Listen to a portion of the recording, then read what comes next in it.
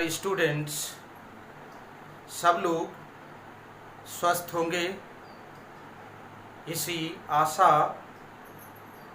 और अपेक्षा के साथ हम लोग आज सेकंड पार्ट प्रारंभ कर रहे हैं, जिसमें लेसन नंबर 7 से स्टार्ट है, जो कि लेसन नंबर 7 में समाकलन है। तो समाकलन किसे कहते हैं, यहाँ से हम लोग स्टार्ट करेंगे और उसको समझेंगे। तो समाकलन किसे कहते हैं, आइए हम लोग उसको समझते हैं।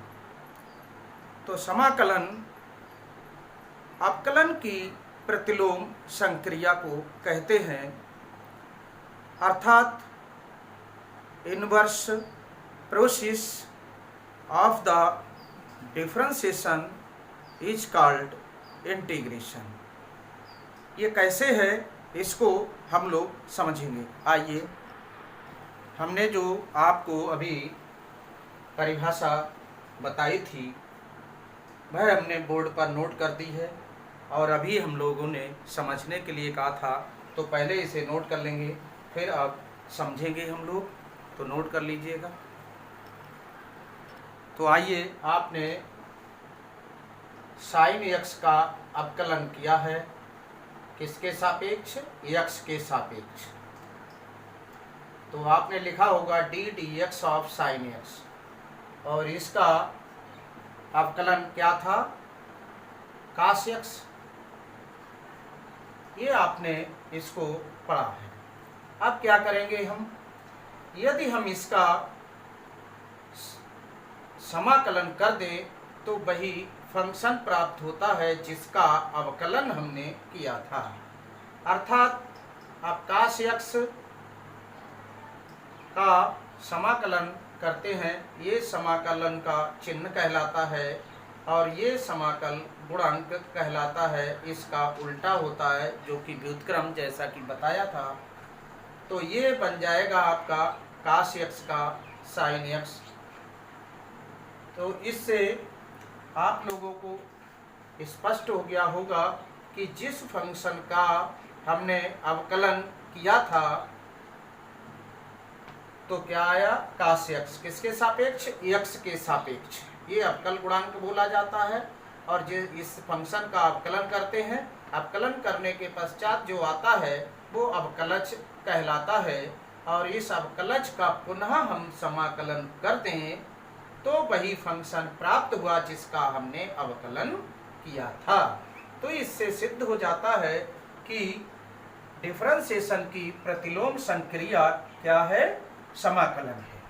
तो ये समाकलन का साइन होता है, समाकलन का चिन्ह।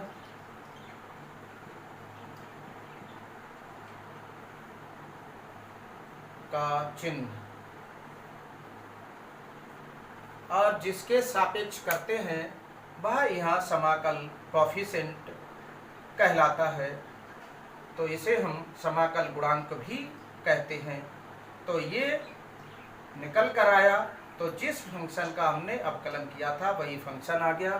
तो अब आइए हम इसका विश्लेषण और करते हैं, फिर आगे चलते हैं। अब इसी प्रकार हम इसकी जगह यदि हम fx ले लें, मान लें कि fx है और इसका अवकलन x के सापेक्ष f डैश x हो गया है। डैश फॉर डिफरेंशिएट, जो कि आप पढ़ चुके हैं, किसी भी फंक्शन का एक बार अवकलन होता है तो उसे हम f डैश x लिखते हैं, 2 बार होता है तो 2 डैश लगा देते हैं। तो इस टाइप से आपने ये पढ़ा है, जितनी बार अवकलन होता है उसको उतनी बार डैश लगा दिया जाता है। तो ये हमने मान लिया कि इसका अवकलज जो है f डैश x है। अब हम इसका ये भी ध्यान रखना, ये किसके सापेक्ष है? x के सापेक्ष। अब इसका अगर हम इंटीग्रेशन कर दें तो ये पुनः एफ एक्स प्राप्त हो जाता है। इससे इसको समझा पहले हम लोगों ने, फिर इसके आधार पर इसको समझ लिया, इसके स्थान पे हमने ये लिख लिया और इसका अवकलन हमने मान लिया कि ये है, मान लिया इसे, तो यहाँ लिख देंगे माना। तो इसका पुनः हम समाकलन करते हैं, तो जिसके सापेक्ष है, किसके, x के सापेक्ष। यहाँ x के सापेक्ष अवकलन था तो d dx लगा। अब यहाँ समाकलन कर रहे हैं तो इनटू dx है, जो कि fx के बराबर है, क्योंकि इसी का हमने अवकलन किया था तो ये आया। इसका समाकलन कर रहे हैं तो ये आता है।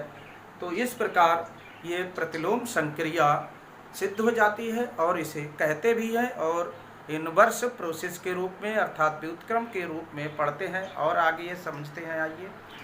आइए अब हम लोग समाकल तथा समाकल किसे कहते हैं इस चीज़ को भी समझ लेंगे। ये आपने समझ लिया, ये समझ लिया, और ये साइन है, समाकलन का चिन्ह है जो यश का विकृत रूप कहलाता है। अब हम इसे समझेंगे। तो अभी हमने जिस फलन का समाकलन किया जाता है, अर्थात इसका किया हमने, इसमें साइन एक्स का किया, उसे समाकल्य अर्थात इंटीग्रेंड अंग्रेजी में कहते हैं। तो ये इंटीग्रेंड जिसका किया जाता है समाकलन वो cos x, ये तो नहीं है, ये cos x का समाकलन किया, तो जिस फंक्शन का किया जाता है उसे कहते हैं समाकल्य। तो cos x इसमें समाकल्य है, इसमें f डैश x समाकल्य है, और जिसके सापेक्ष है वो यहाँ होता है ये, तो x के सापेक्ष है, तथा समाकलन द्वारा प्राप्त फलन को हम समाकलन कहते हैं। तो जो निकल कर आया है जी, इसका समाकलन किया हमने तो ये समाकल्य कहलाता है, और जो निकल कर आया समाकलन तो ये जो है इसका समाकलन कहलाता है। इसी तरह ये समाकलन कहलाएगा। तो इस टाइप से ये हमने विवरण सीखा। अब सामान्यतः समाकलन दो प्रकार का होता है। नंबर 1 अनिश्चित समाकलन, नंबर 2 निश्चित समाकलन। तो अब हम लोग निश्चित समाकलन पढ़ेंगे, और निश्चित समाकलन कितनी तरह से किया जाता है उनकी विधियों का भी अध्ययन करेंगे, और उन्हें चाहे समझ लीजिए कि टाइप हैं वो अनिश्चित समाकलन के। तो आइए अब अनिश्चित समाकलन की ओर चलते हैं हम लोग। तो आइए इसमें लिख लीजिए समाकलन के प्रकार, टाइप्स ऑफ इंटीग्रेशन। ये दो प्रकार का है, अभी हमने बताया था, पुनः बता देते हैं। नंबर 1 अनिश्चित समाकलन, जिसे इनडेफिनिट इंटीग्रल कहते हैं, और दूसरा निश्चित समाकलन है जिसे हम डेफिनिट इंटीग्रल कहते हैं। तो अब यहाँ से हम स्टार्ट करेंगे अनिश्चित समाकलन, और डेफिनिट समाकलन जो है इंटीग्रेशन है जिसे हम कहते हैं निश्चित समाकलन। ये जब अनिश्चित समाकलन का अध्ययन कर लेंगे उसके बाद निश्चित समाकलन का अध्ययन करेंगे। तो पहले आइए अनिश्चित समाकलन को जानते हैं। आइए समझते हैं। अब हमने इसका डिफरेंशिएट कर दिया फंक्शन का, f x का d dx ऑफ x, इसे हमने f डैश x मान लिया। अब हम क्या करते हैं, d dx of f x plus 3 का अवकलन करेंगे। तो इसका अवकलन हो जाएगा f डैश x, चाहे तो इसको अलग अलग लिख लेंगे हम, d dx of f x, ये लीनियर प्रॉपर्टी है, यहाँ प्लस है तो इसको अलग अलग लिख देते हैं d dx ऑफ 3। तो इसका आप जानते हैं कि इसका यहाँ से हमने ये f डैश x, इसका आपने अवकलन किया तो इतना आया, इसका अवकलन किया तो इतना, और इसका अवकलन 0 होता है। इस टाइप से हम और भी अवकलन कर सकते हैं। d dx of f x plus 5 या 4 जो भी है उनको हम लिख सकते हैं। तो यहाँ से d dx of f x plus d dx of 5, तो ये भी एफ डैश एक्स हो गया, इसे 0, अर्थात इसका रिजल्ट ये निकला। अगर इसके साथ कांस्टेंट 3 है तो भी इसका अवकलन उतना ही है, 5 है तो भी उसका अवकलन उतना ही आया है, और जब नहीं लगा है तो भी उसका अवकलन उतना ही है। तो इससे क्या स्पष्ट हुआ? इसी टाइप से हम इसमें आपको एक और साइन एक्स का अवकलन करके दिखाते हैं। तो ये हो जाएगा कास एक्स और d d x of sign x plus 3, इसका अवकलन करेंगे तो साइन एक्स का अलग होगा कास एक्स, और 3 का अवकलन जो कि अचर है 0 होता है, तो भी उसका वही मान आया। इसका मतलब क्या हुआ, आइए समझाते हैं। इसका अर्थ ये निकला कि जब हम इस कास एक्स का समाकलन करेंगे तो उसका मान ये प्राप्त हो सकता है, उसका मान और कुछ भी, यहाँ कांस्टेंट और कुछ भी प्राप्त हो सकता है।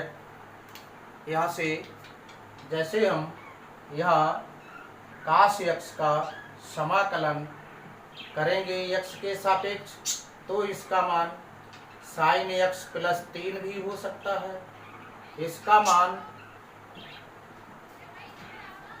साइन एक्स प्लस 5 भी हो सकता है, यहाँ 7 भी हो सकता, 8 भी हो सकता है। तो इस प्रकार ये अचर राशियों के भिन्न भिन्न मान प्राप्त होते हैं, अनिश्चित मान प्राप्त होते हैं, इसीलिए हम इसे अनिश्चित समाकलन कहते हैं। तो यहाँ से इसे नोट कर लीजिएगा और इसे आगे देखते हैं हम कि ये मान प्राप्त हो गए आपको जो भिन्न भिन्न। इस प्रकार हम cos x d x is equal to sine x plus c लिख देते हैं। तो सी में 3 भी आ जाता है, 5 भी आ जाएगा, इसलिए निश्चित मान नहीं होते, अनिश्चित मान होते हैं। सी के अनिश्चित मान होते हैं।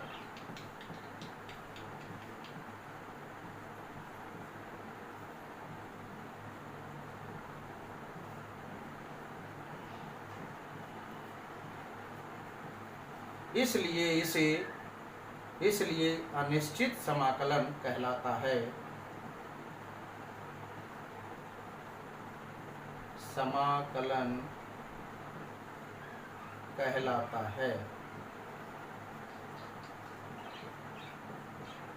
हम इस प्रकार इसे सूत्र के रूप में भी लिख सकते हैं, जैसे हमने यहाँ लिखा था D d x of F x लिखा था, तो इसे हमने एफ डैश एक्स, पुनः ध्यान रखना D d x of F x plus 3, तो भी इसका मान क्या था, एफ डैश एक्स, 3 का 0 हो गया था।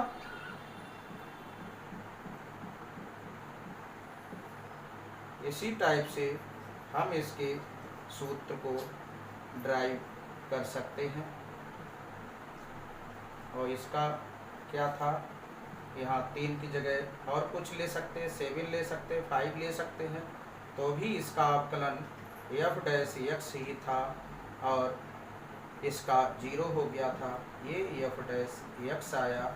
इससे हमारा रिजल्ट निकला कि यदि हम इंटीग्रेशन करें एफ डैश एक्स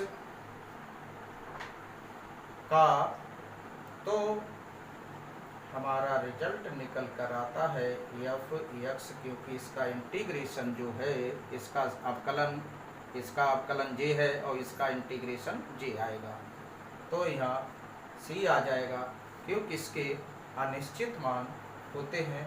इस टाइप से हम इसको लिख सकते हैं। तो इसीलिए इसे हम अनिश्चित समाकलन कहते हैं, नोट कर लीजिएगा। अब हम आइए कुछ अवकलज लिख देते हैं।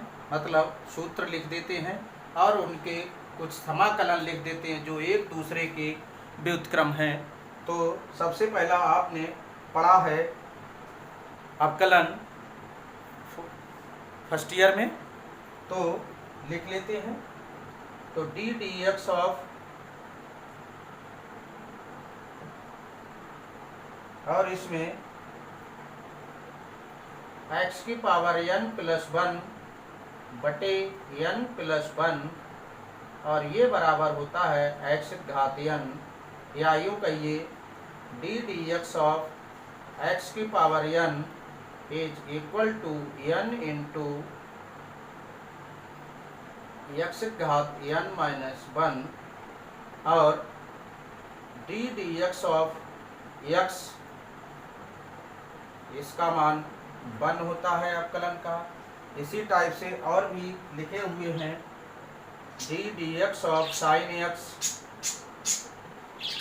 इसका अवकलज है कास एक्स, और डी डी एक्स ऑफ लिखा हुआ है माइनस कास एक्स, ये होता है साइन एक्स। अब नेक्स्ट में देखते हैं, हम पहले इतने नोट करेंगे। तो सबसे पहले ये इसका समाकलन x घात n का x के सापेक्ष, तो dx लगता है x के सापेक्ष इसका अर्थ होता है, और ये समाकलन है। इसे पढ़ेंगे x घात n का x के सापेक्ष समाकलन, और ये हो जाएगा x घात n प्लस 1 बटे n प्लस 1 प्लस c, जहाँ n is equal to not minus 1 के बराबर नहीं होना चाहिए। तो अब दूसरा सूत्र है, यहाँ से ले लेते हैं, इसके यहाँ से 1 और dx, तो इसका हो जाएगा x घात a, यहाँ x घात 0 लिख सकते हैं हम इसे, और dx, और इसमें सूत्र लगा सकते हैं इसका। तो 0 यहाँ इसका मतलब है 0 है ये, और ये बन जाएगा 0 प्लस 1, तो x घात 1 में x आ जाएगा, नीचे 0 प्लस 1 तो 1 आएगा, तो अर्थात ये हो जाएगा और प्लस c बन जाती है। अब नेक्स्ट में इसमें कास x का समाकलन साइन x होगा, तो इस टाइप से इसमें लिख लिए जाते हैं, और कांस्टेंट ऐड कर दीजिए, और फिर यहाँ से हम साइन x का समाकलन करेंगे तो माइनस कास x आ जाएगा, प्लस c आएगा। इसको नोट कर लेंगे, और कुछ किताब में दिए हुए भी हैं, उससे भी याद कर लेना, नोट कर लीजिए पहले इन्हें। आइए tan x का अवकलज क्या होगा, आपने x के सापेक्ष पढ़ा है, sec स्क्वायर होता है पिछले क्लास में फर्स्ट ईयर में, वहाँ से अति महत्वपूर्ण सूत्र हैं अवकलन के, इनको याद करना आवश्यक है। तो काट x का माइनस कॉसिक स्क्वायर x पढ़ा होगा, तो वह माइनस पहले लगा देते हैं, यहाँ से माइनस हट जाता है, और ये कॉसिक स्क्वायर x, यहाँ से आपने पढ़ा होगा काट x का माइनस कॉसिक स्क्वायर x, और ये माइनस यहाँ से इधर हटा दें हम, तो यहाँ आ जाएगा, तो इसका इतना हो जाता है।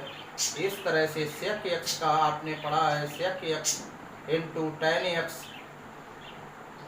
इसी टाइप से ये यहाँ से कॉसिक x का था माइनस कॉसिक x इंटू काट x, ये अवकलन हुआ करता था।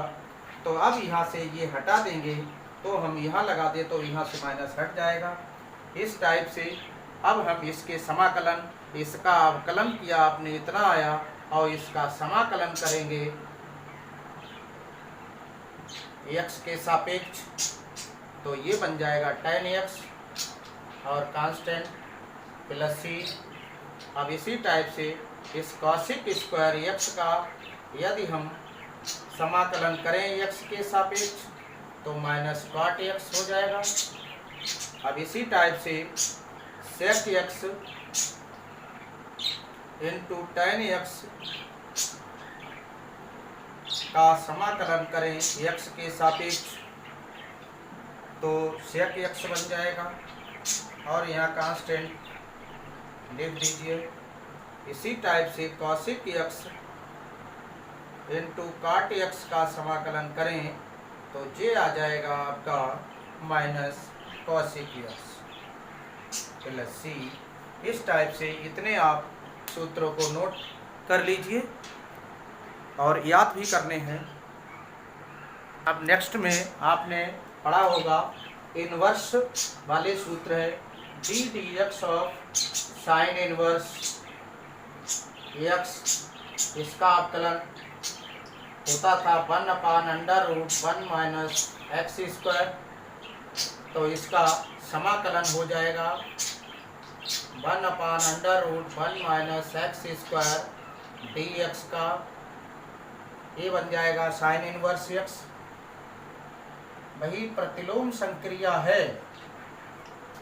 अब दूसरा d dx of cos inverse x का अवकलन था माइनस 1/√1 माइनस एक्स स्क्वायर। अब यहाँ से 1/√1 माइनस एक्स स्क्वायर dx, इसका आ जाएगा cos inverse x plus c। अब इसी टाइप से d dx of tan inverse x, ये आ जाएगा 1/1 प्लस एक्स स्क्वायर। तो यहाँ से इसका समाकलन करेंगे तो ये आ जाएगा tan inverse x plus c। ये माइनस लगा हुआ है इस टाइप से, ये भी ध्यान रखना है, ऐसे लगा हुआ है, ये भी ध्यान रखना है, ऐसे लिखा है। इसी टाइप से यहाँ ध्यान रखना है आपको, ऐसे लिखा है, ये भी ऐसे लिखे हुए हैं, ये भी। अब d dx of cot inverse x, तो ये 1/1 प्लस एक्स स्क्वायर इसका अवकलज होता है। तो इसका समाकलन करेंगे तो ये आएगा cot inverse x plus c। अब यहाँ पर d dx of sec inverse x 1/x √x square minus 1, तो यहाँ से 1/x √x square minus 1 dx is equal to sec inverse x plus c। अब यहाँ से d dx of cosec inverse x is equal to minus 1/x √x square minus 1, तो ये यहाँ आ जाएगा minus 1/x √x square minus 1 is equal to cosec inverse x plus c। ध्यान रखिएगा, जिसका अवकलन किया जाता है, जो अवकलज हो जाता है, उसी का अवकलज का प्रति अवकलज करें अर्थात समाकलन करें तो वही अवकलन प्राप्त होता है, जिसका हमने अवकलन किया था वही फंक्शन प्राप्त होता है। तो इस प्रकार ये आपके इतने सूत्र हैं, इनको याद करना है, इन्हें भी याद करना है। और ये हम मानक सूत्र कहते हैं, स्टैंडर्ड फार्मूले हैं। स्टैंडर्ड फार्मूले होंगे तभी हमारा अगले का समाकलन हल होगा, क्योंकि आगे के समाकलन जितना भी है वो इन्हीं पर डिपेंड है। इन्हीं में सब्स्टिट्यूशन के माध्यम से इन्हीं में बदले जाएंगे, इन्हीं में जिन्हें हम प्रतिस्थापन कहते हैं, तो इन्हीं में चेंज हो करके समाकलन किया जाएगा। तो इस दृष्टि से इनको आप याद कर लीजिएगा और लगा लीजिए, बार बार लगाइए। 2-3 बार सूत्रों को सवालों में प्रयोग करेंगे तो हल हो जाएंगे और याद भी हो जाएंगे। अब आइए और 2-3 बचे हैं उनको लिख लीजिए। अब 2-3 फार्मूले हैं, इनको भी लिख लीजिए। ddx ऑफ e की पावर x, तो इसका e की पावर x ही अवकलज होता है, लेकिन इसका समाकलन e की पावर x का e की पावर x ही रहेगा, प्लस c हो जाएगा। ddx ऑफ log x के माड का अवकलज, तो ये बन जाएगा 1/x, तो 1/x का x के सापेक्ष समाकलन ये बन जाएगा log mod x plus c ddx of x और e की पावर x, तो ये बन जाएगा e की पावर x log a बेसी। अब यहाँ से इसका जब हम समाकलन करते हैं e की पावर x, या हम तो इसका अवकलन हुआ। अब e की पावर x dx का करते हैं, तो e की power x upon log a बेसी और प्लस c आता है। तो इस टाइप से हम ये भी लिख सकते हैं कि इसको पूरा बटे में लिख लें इसको, तो ये e की पावर x रहेगा, तो इधर बटे वाले कर दें तो ये e की पावर x रहेगा। या हम ऐसे लिख सकते हैं, नोट कर लेना इसको, ddx ऑफ e की power x upon log a बेसी। इस टाइप से इसको ये हो जाता है e की पावर x, ये सूत्र लगाएंगे तो यही बन जाएगा। और इसका जब हम इसका करेंगे तो ये आपको हमने लिख ही दिया, e की पावर x का समाकलन होगा x के सापेक्ष e की power x upon log a बेसी प्लस c, अर्थात इसका अवकलन इतना होता है और इसका समाकलन ये होता है। तो नोट कर लीजिएगा इसे। इन अनिश्चित समाकलों के कुछ गुणधर्म हैं, उनमें 2 महत्वपूर्ण हैं जो कि अधिकतर यूज होते हैं। पहला लिख देते हैं हम, है तो और भी, लेकिन ये है पहला कि D integration f1x plus minus f2x, दो फंक्शन के बीच प्लस या माइनस लगा हुआ है। इस टाइप से और भी हो सकते हैं, 3, 4, 6 जितने पद हैं उनको जोड़ दें। तो क्या करेंगे, हम इनका अलग अलग समाकलन कर लेते हैं। प्लस है तो प्लस, माइनस है तो माइनस लगा देते हैं और इनका समाकलन हो जाता है। और कांस्टेंट एक जोड़ देते हैं, 2 कांस्टेंट नहीं जुड़ते, एक ही कांस्टेंट जुड़ता है। और जोड़ना चाहें तो जोड़े, नहीं तो नहीं भी जोड़ सकते हैं, क्योंकि हमने इसका समाकलन अभी किया नहीं है। जब करेंगे तो इसमें से जोड़ेंगे, तो ऐसा ही लिख देते हैं, समाकलन होगा तो जोड़ेंगे। तो अब इसमें दूसरा है कि किसी अचर राशि से अदिश से गुणा है फंक्शन को, तो क्या होगा, इस फंक्शन से अचर को बाहर निकाल देंगे समाकलन के और फंक्शन का समाकलन कर लेते हैं। इस टाइप से हम इसको लिख सकते हैं और इसको इस टाइप से लिख सकते हैं। ये टाइप है लिखने का, उसके बाद हल होगा। तो अब हम एक्सरसाइज या कुछ एग्जाम्पल लेते हैं, फिर समाकलन करते हैं। अब हमने एग्जाम्पल 1 ले लिया। निरीक्षण विधि का उपयोग करते हुए निम्नलिखित फलनों के प्रति अवकलज ज्ञात कीजिए।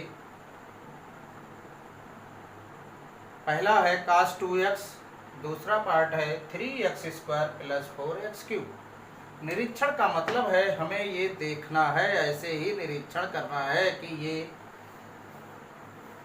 किसका ये अवकलज है। तो ये आगे लिखा है प्रति अवकलज ज्ञात कीजिए इनका। तो प्रति अवकलज इनका ज्ञात करने के लिए पहले हमें ये देखना होगा ये अवकलज किसका है। तभी तो प्रति अवकलज का मतलब है समाकलन, उल्टा। अवकलज का उल्टा प्रति अवकलज अर्थात समाकलन। तो इसका प्रति अवकलज ज्ञात करना है। तो ये हम निरीक्षण करेंगे कि ये अवकलज किसका है। तो आइए पहले इस एग्जाम्पल को नोट कर लीजिए। तो हमारे निरीक्षण के अनुसार ये आप जानते हैं कि D d x of sine x का अवकलज कास एक्स है। चूंकि एंगल यहाँ पर बदला हुआ है, पहले हम इसको देखेंगे, इससे समझेंगे। तो साइन एक्स का अवकलज क्या है? कास एक्स। तो अब हम इसका अवकलज करेंगे और क्या आएगा ये देखेंगे। तो साइन का होता है कास, और जो ये एंगल है 2x आ जाएगा, और फिर 2x का अवकलज होता है 2 आ जाएगा ये। तो ये बन गया 2 cos 2x, ये इसका अवकलज है। तो अब हम ये इसका प्रति अवकलज निकालना है, तो 2 को इसके बटे में कर देंगे। तो यहाँ 1 होता है, 1/2 लिखेंगे। D d x of sine 2x is equal to cos 2x है। तो ये किसका, इसका प्रति अवकलज क्या हो गया? जे हो जाएगा। और ये 1/2 को अंदर ले लेंगे हम, और ये साइन 2x होगा, अर्थात cos 2x का प्रति अवकलज इतना होगा। इसमें हम c का प्रयोग नहीं करेंगे। अब ये आपका इतना हो गया है, अर्थात ये किसका प्रति अवकलज, इसका कितना है? ये है इतना प्रति अवकलज है, 1/2 साइन 2x। नोट कर लीजिएगा। अतः पुनः समझ ले कि इसका हम अवकलन करेंगे तो इतना आएगा, तो इसका समाकलन करेंगे तो इतना आएगा। तो इसको लिख देते हैं cos 2x का प्रति अवकलज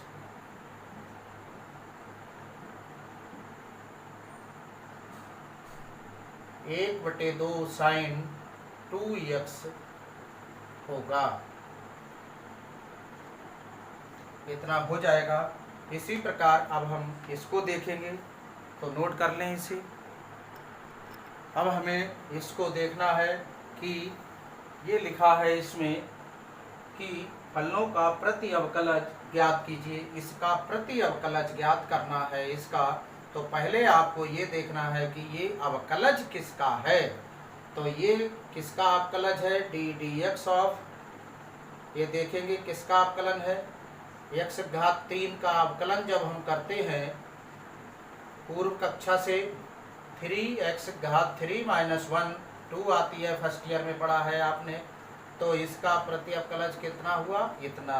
तो इसका अवकलन ये है, तो x⁻³ का अवकलज ये है, और ये किसका है, किसका अवकलज है? तो ये हो जाएगा आपका, इसको समझे, x⁻4 और ये 4x⁻³ बचेगा, n-1 होता है ये। तो x⁻n का सूत्र लगाएंगे, n x⁻n-1, 4x⁻4 - 1 हो जाएगा। तो ये किसका अवकलज है? ये है x⁻4 का अवकलज। ये इसका अवकलज इतना दिया हुआ है। तो इसका प्रति अवकलज कितना होगा? तो इसका प्रति अवकलज कितना होगा ये आप नोट कर लेंगे, नोट कर लीजिएगा। इसलिए 3x² + 4x⁻³ का प्रति अवकलज